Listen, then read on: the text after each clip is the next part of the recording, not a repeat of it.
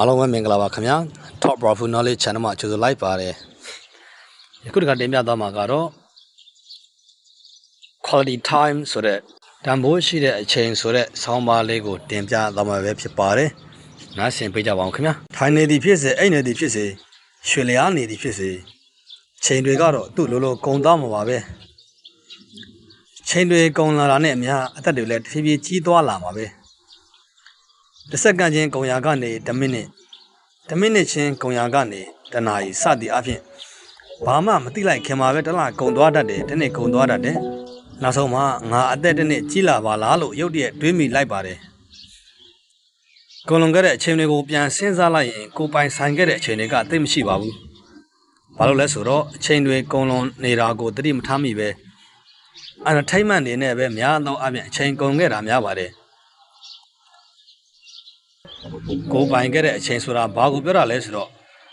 24နာရီရှိတဲ့အထဲမှာတနာရီလောက်ကိုကတန်ဖိုးရှိတာလေးတွေလုပ်နေမယ်လေ့လာနေမယ်ဆိုရင်ဒီတနာရီအတွင်းမှာကိုကတိုးတက်မှုတွေရှိနေတော့အဲ့ဒီအချိန်ကိုပိုင်ဆိုင်လိုက်တာပါပဲအဲ့ဒါကို quality time လို့ခေါ်ပါတယ်တကယ်လို့လူတစ်ယောက်ကတနေ့ကုန်လို့ပညာဘုဒ္ဓကျမ်းမာရေးလူမှုရေးစတဲ့အတိတ်ပဲရှိတဲ့အလုပ်မျိုးကိုမပြုတ်လို့မိခဲ့ဘူးဆိုရင် quality time မဖြစ်ပဲ non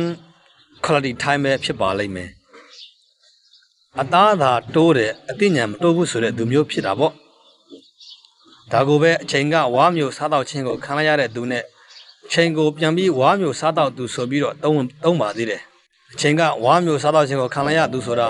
အသက်တွေသာထွေးပြေးကြီးကျင်ကြီးသွားမယ်တန်ဖိုးရှိတဲ့အလုပ်တွေကိုကောင်းကောင်းမလုပ်လိုက်ရပါဘူး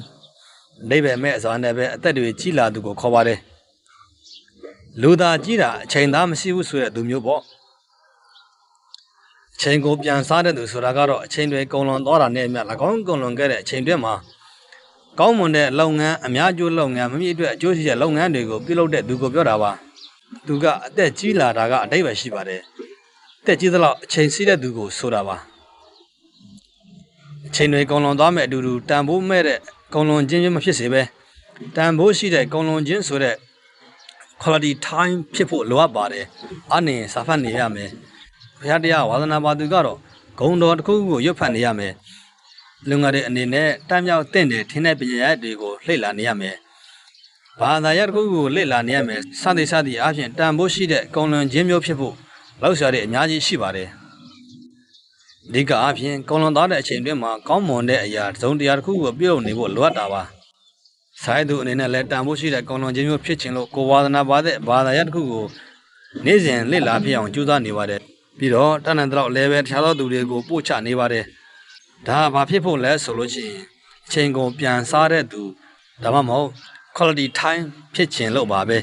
ဆောင်းပါးလေးကတော့ဒီညပဲပြီးဆုံးတော့ပါတယ်နားဆင်ပေးကြတဲ့အားလုံးကိုကျေးဇူးအထူးပဲတင်ပါတယ်